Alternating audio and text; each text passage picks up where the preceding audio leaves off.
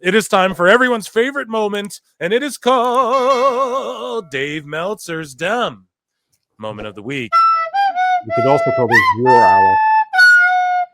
So let's get some flutes in the chat for Meltzer. And right before the end of the year, Wavy Davy decided he's going to melt down, drop gems, and just absolutely embarrass himself. And I just love it. I love that the year is ending this way. It's awesome. He couldn't even wait a few more days to start 2025 the same. But maybe Dave's going, hey, this is my last time being a dumbass, and in 2025 I'll do better. Or maybe he's just spiraling out of control. Let's dive into it. So this somehow got into, so WSI Wrestling Shoot Interviews. James here is burying Dave Meltzer with a tweet. So holy AEW on TV, tweet this out. Let's just look at the clip. What was it? It was like Ricochet, I think, and Ospreay doing some moves and stuff, and all of the comments underneath, the majority of them are negative. WSI tweets out, every single comment on AEW's own post is negative. Ricochet, Will Ospreay choreographed no sell might have played well on the indies in the mid-2000s, but modern wrestling fans appreciate a bit of storytelling. I blame Dave Meltzer because why not? Yeah, because Good that's answer. and that's also like a shot at how Meltzer tried to go at Dutch Mantel out of nowhere. So there you go. Like, he blames him because why not? So moving along here, WrestleGraphs post this clip of Alvarez, who does not get a pass from me whatsoever. And WrestleGraph says, this man is a comic book character. He's not a real journalist, nor is he a business analyst. He sold a newsletter before the internet caught up to him, and now he does engagement content to generate hate, so he stays relevant. Sideshow Bob is more legit. And here's Meltzer and Alvarez going at it. We love these clips. These are our favorite clips right here. Could another version of Rampage or possibly Shockwave be Max exclusive streaming or possibly YouTube Live every week? We don't need it. I mean, the deal, put it this way. There's not going to be a show. Put it this way. Unless you're getting paid for a show. So if YouTube wants to pay them for a show, a lot of money, yes. What? If Max wants... What the is he talking? Yeah, YouTube TV, that's dead and no one uses. It's like, no, dude, it would be him uploading for the ad revenue like they give everyone else. Jesus. Wants to pay him a lot of money for another show? Yes. Max is already paying him a lot of money. I don't see him adding a show.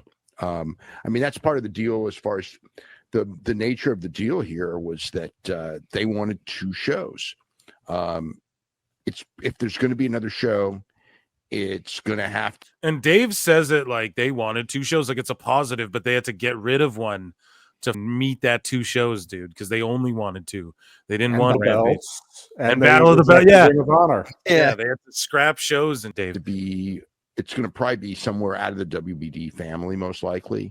I mean, it's possible the WBD family may take a Ring of Honor show, but probably not another AEW show.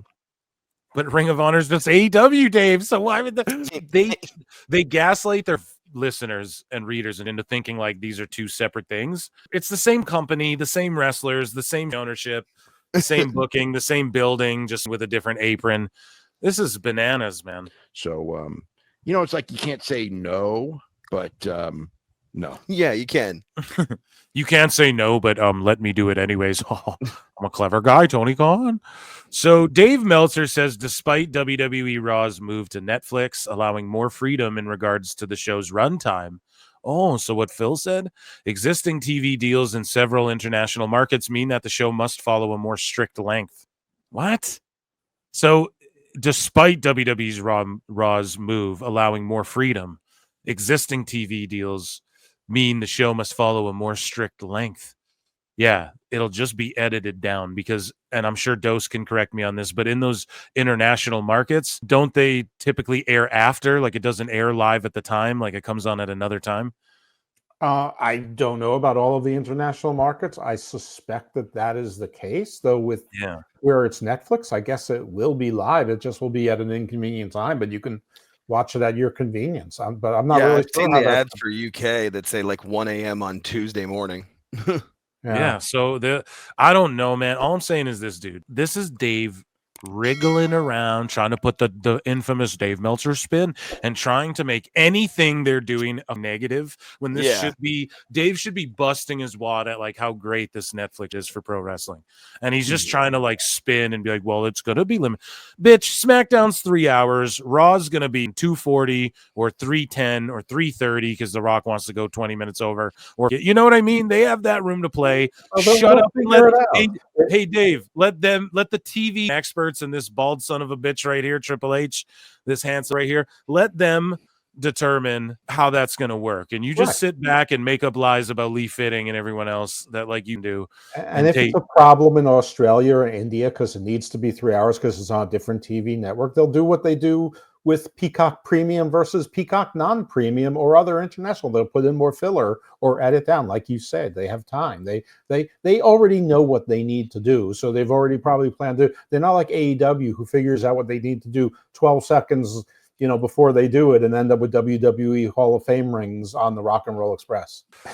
So Meltzer says one of the things that they had told me is if we were on the internet saying they lied again, the world didn't end, AEW fans would be saying to me, he didn't say what world was going to end.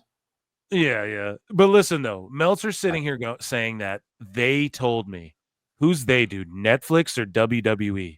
Because ain't neither of them telling you, Meltzer. Yeah, the voices in your head were telling you this shit. Tell us what you know, you goddamn liar! So he goes, one of the things that they told me is the beauty of Netflix is that we don't have to fit a show into a time slot.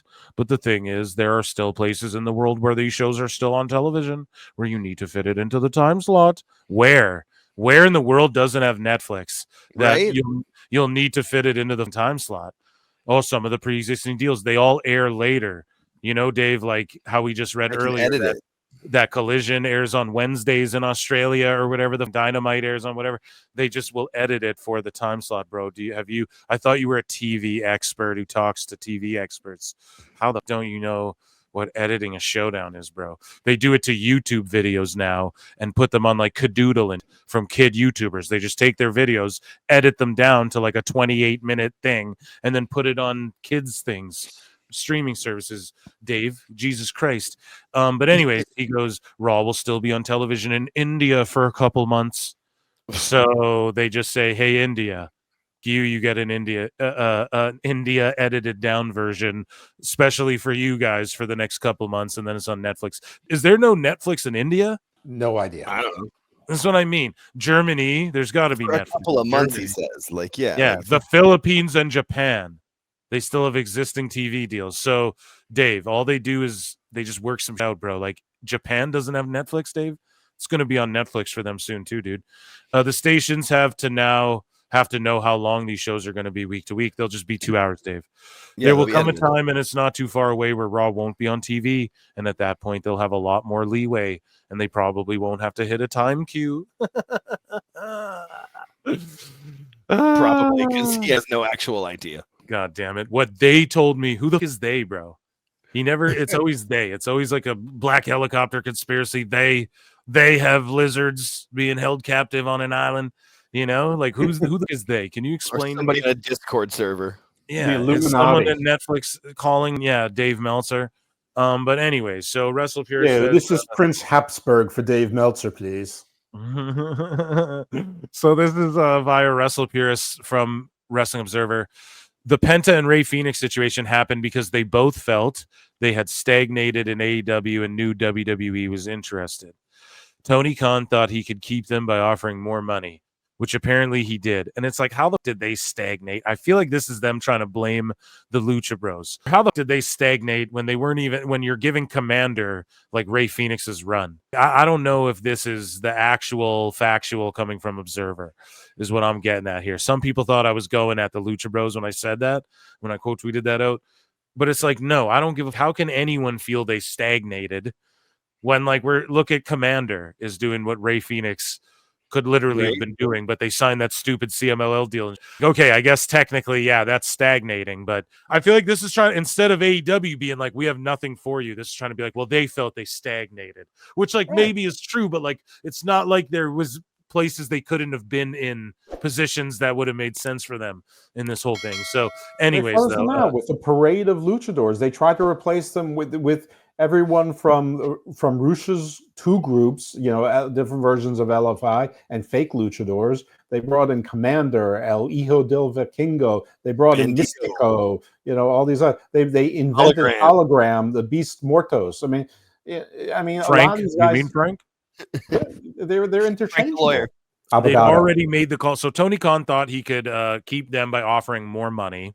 So again, further proof, Tony thinks just throwing money at problems works, which apparently he did, but they'd already made the call to go. When Tony Khan and others want to talk about renewing their deal, they told people in AEW to talk to their agent rather than them. At this point, AEW knew they were gone, and Khan made the decision not to use them on television. So then why don't you just release them then? Here's the thing, and I don't care that he hangs on to his property. I don't get mad at that, but just release them then if this is the sentiment, but this isn't real. This is Meltzer putting Tony Khan's narrative out there to try and defend himself, which nobody believes, dude, and it just makes Tony look like an asshole anyways. He thought he could just give them more money and they'd be happy. It's like, no, bro, that doesn't solve everyone's problems. Like, when you're a wrestler, these people don't get it. Like, when you're a wrestler, you want to wrestle on the biggest stage possible. Yeah, and or at least be active. Meltzer changing the narrative one more time. So Dave Meltzer responds to this guy named Sprout who says, I thought you couldn't compare cable and TV, Dave. And Meltzer goes, you can't compare them on an equal basis, but anything head-to-head is competition. An 0.45 on cable is far better than an 0.50 on network, for example. Now, Raj Giri destroys Dave Meltzer. This was such an epic meltdown, and I can't wait to get into it as we trudge along. The Observer says, regarding reports of a new title being added called the Tribal Chief title, it was said that this is not happening. No, really? Yeah, you dummies. Dummy, so yeah. They're talking about, there's going to be a new belt. No, that's not actually happening because we just invented that, and when we looked into it, it actually isn't happening. So apparently Logan Paul did ask for John Cena match at WrestleMania, but it's 100% not happening. The idea of Cena challenging for a world title to break the so-called record of 16 by Ric Flair is something that at least as a month ago could happen. So as a month ago, this story could happen. That could even happen at a Royal Rumble. Doesn't have to happen. It could happen at SummerSlam. That could be John Cena getting the 16th world title. That could be any story. And I would love, it's 100% not happening. I would love if Paul and Cena happen at Mania, dude. I would just laugh. I would die laughing. Right. Wrestle Talk tweets out Dave Meltzer's star ratings for ROH Final Battle. All right, so the grizzled young vets take on Silver and Reynolds. They get a 2.5 star. Hanako versus Harley Cameron, 1.5 star. Bennett and Taven versus Infantry, 2.25. So people can't tell me that just having a bunch of 2-star and 1-star matches on a pre-show is good for wrestling. I don't give a what anyone's saying, dude. If they're all that, and we know Meltzer will go up to 7, so 2, you can't tell me that that's good to have more of that. It's better to have less good matches. Anyways, Toa Liana and Bishop Khan versus whoever, EJ and Johnson, 2. Atlantis versus Mansoor, 3.25. It was a comedy match, bro. Shibata versus Billington, 3.25. So Shibata versus Billington was almost as good as Rock Hogan at Mania 18, according to Meltzer. Lethal versus Marshall, 3.25. So Atlantis versus Mansoor, Shibata, Billington, and Lethal versus Marshall were the same. Jesus. Red Velvet versus Layla Hirsch, 1.5. Lee Moriarty versus Nigel McGuinness, 3.25. Dustin Rhodes versus Sammy Guevara, or Dustin Rhodes and Guevara versus Vincent Dutch, 3.5. The ROH 5-man match, 4.5, dude. I knew Dave would mark out for that and give it a 4.5. One of the greatest matches ever. No, it wasn't that, Dave. It was booked cleverly. Tony Khan booked it, pretty smart, actually. But, yeah, in no way is it even up there in one of the greatest matches ever. Jericho versus Matt Cardona, 2.75, because they worked a WWE style match. And then Athena versus Billy Starks, 3.5. And that's him. That's a 5-star in Meltzer stars for women wrestling. Right. Yeah, so hilarious. Jose the assistant said, treat yourself, don't cheat yourself. And then I quote tweeted this with a flute, and he blocked Meltzer. And then he responded, and Jose's like, I bet this is in your bookmarks or whatever. And I was like, you know it, bro. So Dynamite Dave couldn't make it the last few days of 2024 without getting caught in one last AEW PR lie he made up and assumed himself. When called out on it by Jimmy Corderas, Dave backtracked and said it's kind of irrelevant. Pulitzer Prize journalism, Uncle Dave. Here's Corderas saying, FYI, AEW reached out to Sportsnet about a TV deal here in Canada, with WWE leaving Sportsnet 360 and heading to Netflix, not the other way around. Y'all hear that? So AEW reached out to Sportsnet. Sportsnet didn't reach out to AEW. And SN360 opted to sign a deal with TNA instead, which meant AEW will remain with TSN and Bell Media. Nothing to do with a better deal from TSN. So because AEW tried to weasel their way with Sportsnet, right? And I knew about this is all Canadian stuff, Canuck stuff, eh? But yeah, dude. Yeah, TNA on Sportsnet, that's amazing. And then, yeah, AEW will remain with them because they have nowhere else to nothing go. to do with, they have nowhere else to go. I have no place else to go. Yeah, that's exactly what I was thinking. So the Observer goes, TNA has secured its biggest North American television deal since it lost Spike TV at the end of 2014 as a part of moves that are domino effects of WWE signing with Netflix. So do you see this too? Yeah. Like they're just saying, oh, they only got this deal because of WWE. They're always trying to undercut everyone but AEW. As part of moves that are domino effects of WWE signing Netflix, TNA has signed a deal with Sportsnet 360 in Canada, the leading television sports network. Not because they're hot, but because of a domino effect. It has nothing. It was out of their control. They just went there and signed because they had no willpower. The best guys, Tony Khan. This is such scumbaggery. The leading television sports network. Yeah, the leading television sports network just signed TNA because of a butterfly effect, Ashton Kutcher style. Is that what you're trying to tell me, Dave Meltzer? Jesus Christ.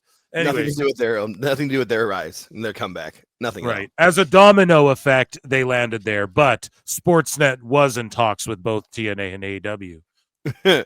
Like, you guys are idiots, man. Just such... Ugh. About adding a new wrestling product with WWE leaving the station with the whatever. Markets all over the world have opened up, with the four big ones being India, which is the biggest but not yet opened up, but will in March, the UK, Canada, Mexico, Latin America. When it was announced last week that AEW had secured a TV deal in Canada with the USA Network for Collision, the USA Network in Canada, like, you got this W rib, bro. It became clear that AEW would not be moving to Sportsnet. We can confirm AEW had negotiations with Sportsnet, TSN, and the Canadian version of the USA Network for deals. And even though Sportsnet is the most popular sports station in Canada, they felt the two deals they signed were better financially. So Corderas just destroyed that. That's not true. Yeah, that's not didn't happen. True. While not specifically detailed, this would seem to indicate that the combined offer from TSN and USA was higher by enough that would offset the value of being in the stronger station. Besides Sportsnet being the more popular station, it's clear Sportsnet was looking for more programming, as they have added all the Impact shows, while TSN only airs Dynamite. Okay.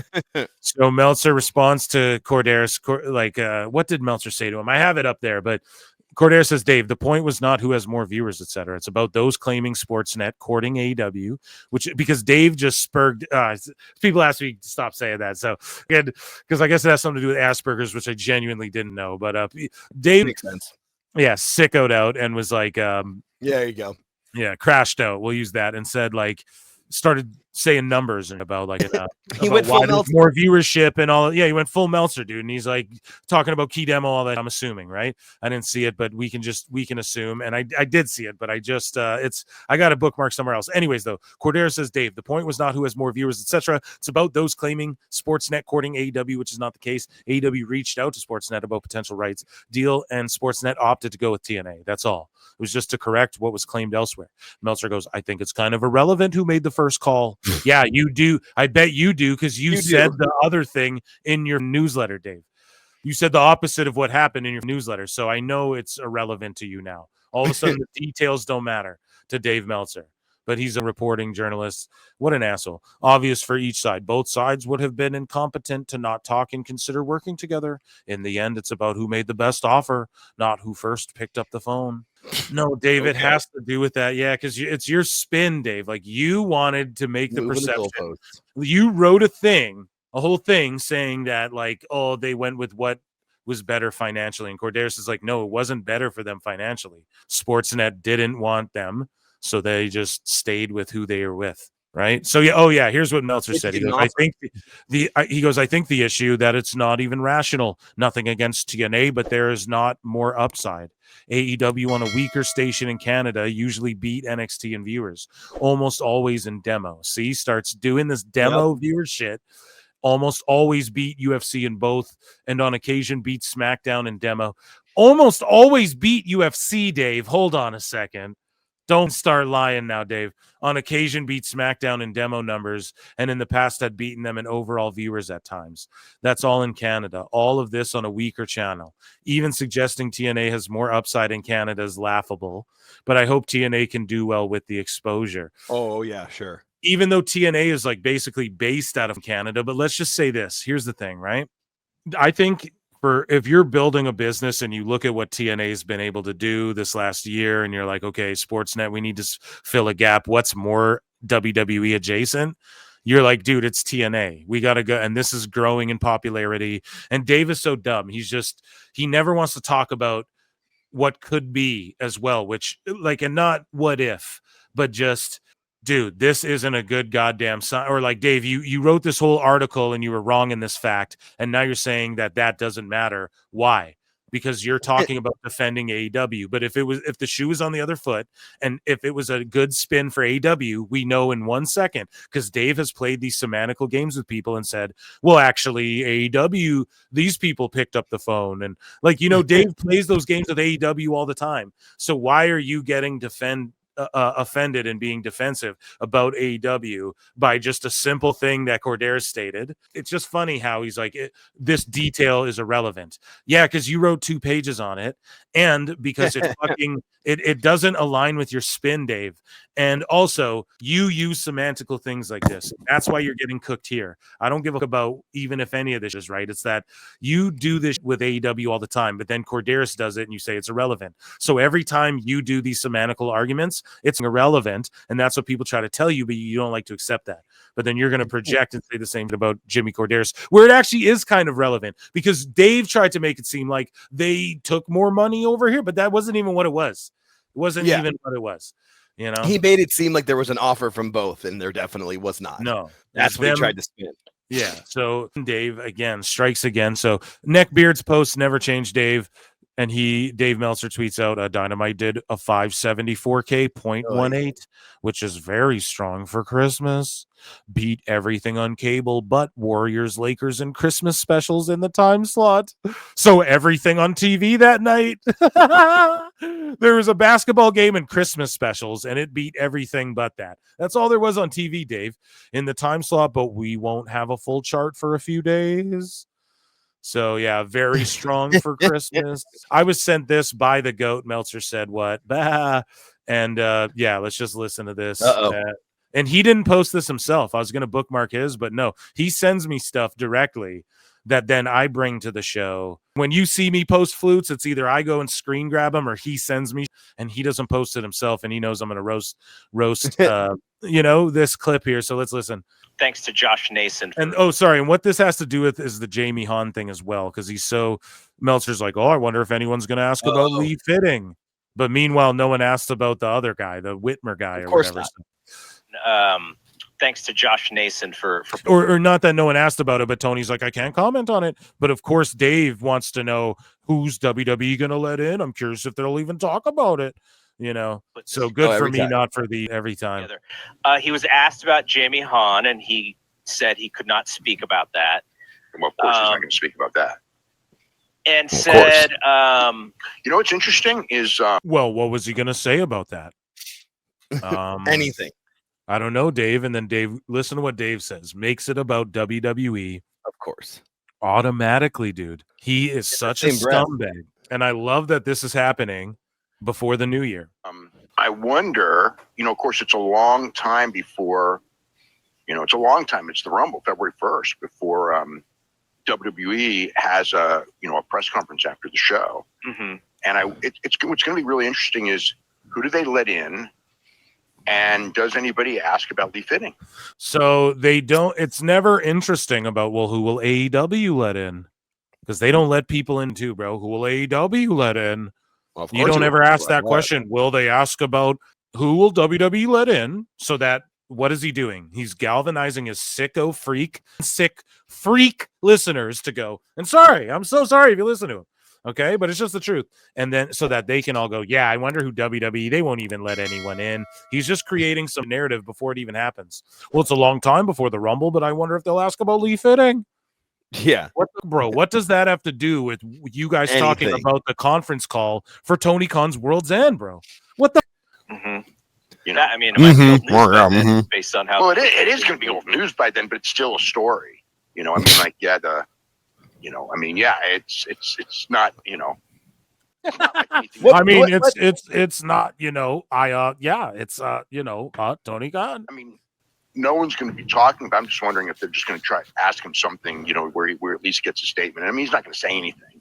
We already know that, but I'm just wondering if someone would ask. But it's not till February 1st. So listen to what Dave. Well, we already know that, so I'm just wondering if someone will ask. But he won't even say anything. But the reason he even brought that up was to divert attention. 100%. This is just narcissist. Yeah, all he did was he just tried to just make that about WWE. Make it like for some reason make it about them and then literally just say nothing. He said nothing. He's like, we already know that he's not going to say anything, blah blah blah.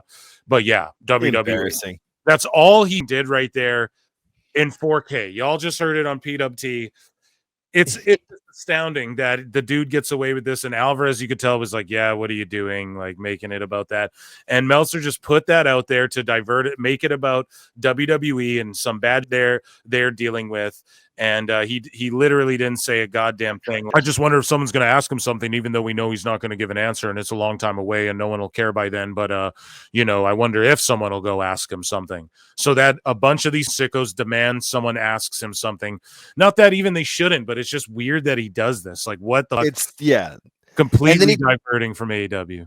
And he thinks that he's slick about it. That's the thing. Like, he does it in the same breath, but he thinks he's getting away with it. Like, I was able to do that, right? So Rajgiri just destroys Dave Meltzer here. Meltzer says TNT has 1/3 the viewers of Fox News. TNT has 50% more male 18 to 49 viewers than Fox News. TNT also has 50% higher carriage fees than Fox News. When that changes, I'll cover the change. Until then, that is the 2024 reality. And so Ben Miller said there's no question 18 to 49 matters a lot more for broadcast TV than for cable. So anyways, Rajgiri goes, TBS's carriage fees are much lower than Fox News, despite Fox News not even catering to the 18 to 49 demo. Their prime demo is 25 to 54. There's not much to study here. TNT's carriage fees have been the second highest on cable because of the NBA, Dave. God damn it. It's like he actually understands television. Jesus. And then there's that 25 to 54 demo that Dose was talking about, the richer demo. Yeah. You know, the young professionals, people that are out of college and have that disposable income. And Michael Rain says, when people say NXT beat Dynamite, they are talking about an overall viewership. Oh, God. Here we go with the sports analogy. And then Meltzer goes, so if you mean the Packers beat the Chiefs 18 to 14, but the Chiefs gained more passing yards, you would argue the Chiefs won? How come football fans never do this? Because that's not the rules of football, Dave. That's not how that game works. He's like, oh, well, he raced 50 yards, or he raced 100 yards, and this one raced 80 yards, and they were the same speed. Like, that's not how any of this works. It's crazy, bro, that he does this, and people. I wonder how many people still pay him for him to because he raised it like because he was like what $12, and now it's 15, and so he raised it like that's a 30% increase. You do that when you've lost a certain amount. He's trying to keep his amount of money coming in. He'll raise it again in 2025. This is ridiculous, it's man. Insane. He's comparing television viewership to sports scores analogies. Yeah. So this guy, Ben Miller, says, also, you didn't answer why you think pay TV providers would care more about demos than reach total viewing, right? And so Meltzer goes, it's not my argument. It's their argument based on what they pay and how much. But as far as stations go, I've had heads of major stations tell me which ones, which heads of major stations. Name the station, name the name of the guy. I've had heads of major stations tell me male 18 to 49 is the key demos for those fees. And when studying, the correlation proves that true. Oh, because he studies. Right. Oh, my God. And then Uzi goes, Meltzer's arguing the narratives he made up to cope with the fact that AEW is in the mud. And Yeah, dude, it's just crazy to me. The heads of stations. What heads of stations? Every time he says this, I just assume it's somebody on a Discord server that he randomly read, because that's all we've ever seen proven. You got to prove it with a name, Dave. At least one. So WrestleGraphs responds to Meltzer. Well, let's read Meltzer's response here, because this guy goes, precisely is this is the one area where Dave is out of date. Affiliate fees generate more revenue than ad sales, and thus total viewing is more important than 18 to 49 demos. And people who have streaming services, they look at total viewership, I would think, more than key demo as well, because they can sell anything. They have a kids section. They can sell WWE to kids over there. Their whole thing is like they're selling based on an algorithm. So like an 18-year-old kid's algorithm's not going to look like mine. Yeah, it's just crazy. He's so out of touch, old and out of touch. So this guy goes, Ben, affiliate fees correspond with male 18 to 49 more than anything else. I've studied it extensively. Where? What have you Professor? studied? Professor Meltzer. It's Dr. Dave. And he goes, that's why FS1 does far, or he goes, that's why ESPN is far ahead of the pack. That's why FS1 does far better in those than either total viewers, which much lower than stations. They get more money than, or even really 18 to 49 because it's male 18 to 49. Okay. So then Ben Miller goes, Dave, forget the enduring gap between what studies say and what people...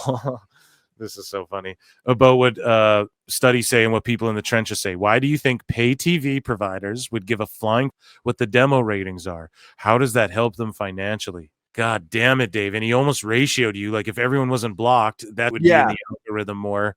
And he would have ratioed your ass into oblivion, as Shane Douglas would say. But yeah, it's completely ridiculous, man. And I don't understand all that. I don't know. I can't sit there and go, yeah, there's the affiliate fee and all this, but all that's been proven time and time again that I do understand from all of this. People smarter than me, Raj Giri, like that, is that Dave doesn't know what he's talking about, but all he wants to talk about is how he studies and know what he's talking about, even though he really doesn't. That's the funniest part about all this.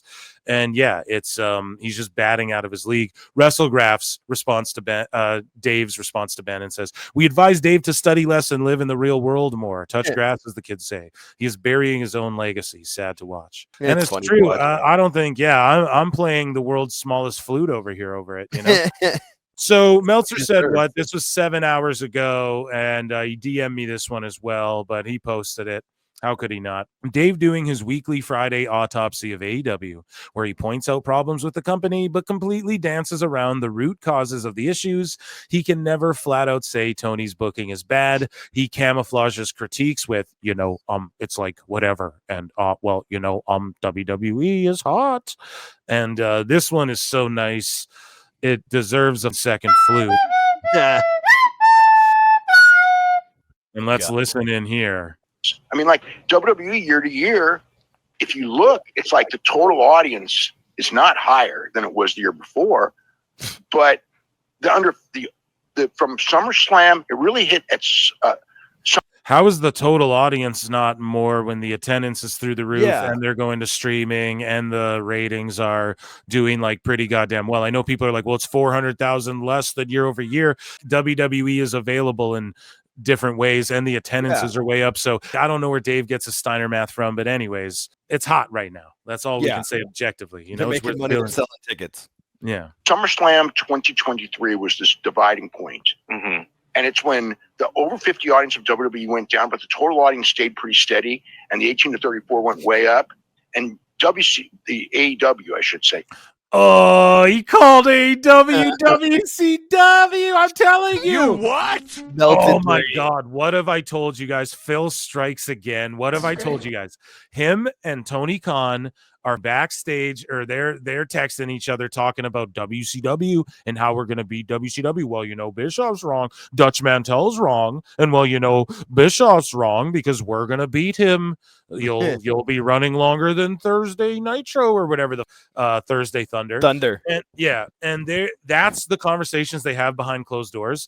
And what is the terminology for this, Jake? The Freudian slip. That's what's happening here. He just called AEW WCW, bro. And the 18 to 34. Confirming everything I've been telling you all. They're more concerned with beating Bischoff and WCW, a dead company that WWE owns. Crazy. Over 50 audience of WWE went down, but the total audience stayed pretty steady, and the 18 to 34 went way up. And the AEW, I should say, they were pretty competitive. I love it. And then Dan Goche in chat goes, Dave is like Eddie Haskell. He's always wrong, no matter his intention. Yeah. In 18 to 34, especially 18 to 34 males, they were pretty damn competitive with Raw and SmackDown. They had no right to be, but they were. And then they were. They have no right to be, but they were. Anymore. And so it's really, the SummerSlam 2023. I mean, the movement started. It was really the SummerSlam 2020. Something about that numbers. Something about that old SummerSlam 2023. I can't put my finger on it. In 2022, but I think that was like a real big period. You know, you can look and go like, well, that's when I mean, if you really look at the two periods, I mean, it's what two periods? You only talked about one period.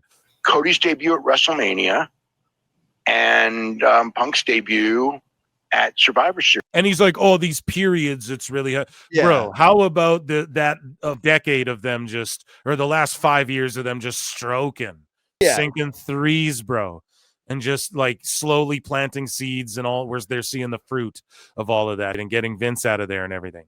These periods all over the world. Yeah, man. Sakes. It's like, well, it's because when these periods when AEW people left AEW series. I think that took the wind out of the sails of AEW as much as anything, because when people talk about the booking this and the booking that, and he's still talking about this, like why they can't get it together. How about it's been 2 years? Stop crying and get it together with your creative. Like, what the Dave? Whatever. The reality is the booking is not that much different. It's the same. Holy, this is a one doing the same basic stuff. The stars are different. Mm-hmm. You could argue that they had more over stars before, and they did. The booking's the exact same. What, like good wrestling matches for TV? Fuck. And some of that is because he's doing very clearly a rebuilding, and you're going to go down when you do a rebuilding, and trying to make. So AEW's rebuilding right now, and you're going to go down when you do a rebuilding. But why would you have to do a rebuilding in the first place if you're so great? What the is Dave talking about, man? What He's period so were they rebuilding? Was which period was it? The third? Yeah, was it the SummerSlam? I don't know what he's talking about. When were they? They're always rebuilding. Garcia and some of these guys start. Well, and he's talking about AEW. He's sort of making an excuse, Jake. He's saying like, well, they're down because they're rebuilding, and you're going to be down when you're rebuild. Well, why would you have to rebuild if it was good? Like, what the fuck are you talking about?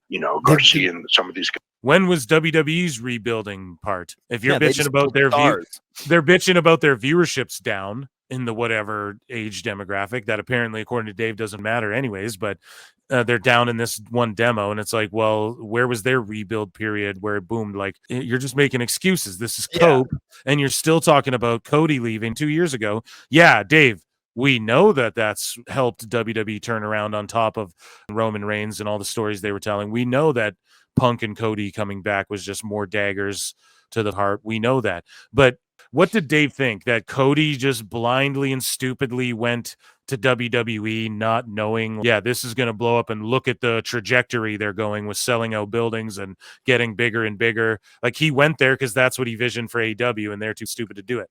So he went there knowing, like, wanting to be a part of this thing that he saw growing. We all saw it, Dave. It's not like Cody just went there because, well, it was more money and a big push, and then it's not about any of that. He could have had money and a big push. He could have been the world champion in AEW if he wanted to. It had nothing to do with that, man. It's that it was the trajectory you saw WWE already going in, and then, of course, he helped propel that by being a part of it.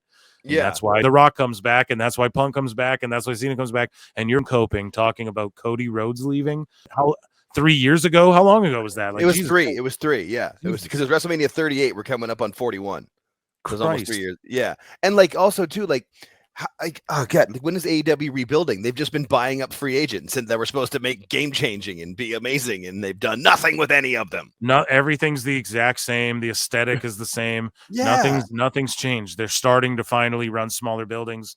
Okay, cool, but nothing's different. 3 years about too late.